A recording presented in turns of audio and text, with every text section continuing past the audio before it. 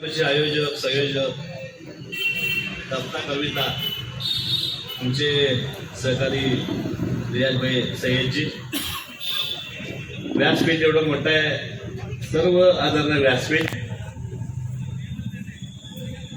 चालक संघटनेची एवढी मोठी संघटना, महाराष्ट्रातून ह्यातून लोक आलेले आहेत. रियाजभाई तुझं नेतृत्व आपण करताय, आम्हाला अभिमान आहे. सोलापूर शहरामध्ये चार चालक संघटना काम करत असताना तरी आपण महाराष्ट्रावर फेमस झाला. महाराष्ट्रातले चालक मालक ह्या ठिकाणी आलेले आहेत. राज्य शासनाने 2020-21ला रिक्षा चालक संघटना पुरस्कार जाहीर केला. गेले 4-5 वर्ष आपण हा कार्यक्रम सातत्याने करता. आम्हाला अभिमान आहे की थोडी माहिती घेतली. कोण गोंदियावर आलंय, कोण जालन्यावर आलंय, कोण पुण्यावर आलंय, कोण मुंबईवर आलंय. एवढ्या लांबून लोक आले, एवढ्या लांबून आले.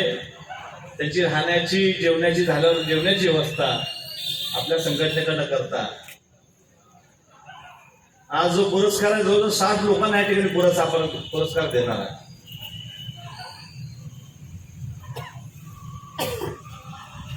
हे 60 लोक पाचलेली किंवा तुम्ही काढलेलं नाही, ज्याचं काम आहे, जे आयुष्यभर कामाला कष्ट केलाय, आयुष्यभर आपला काय ड्रेस कोड घातर ओळखून रिक्षा चालक आहे. आम्ही वाटतं कधी रेल्वेने आलं तर काय रिक्षा चालक एवढं प्रामाणिक आहे की न सांगता बरोबर घरी नेऊन सोडतात. अशा लोकांचं नेतृत्व रेल्वे तुम्ही करता की दबलेला घटक काय आहे. चांगल्या संघटनेचं अध्यक्ष, चांगल्या पदाचं काम करणं हे वेगळं आहे.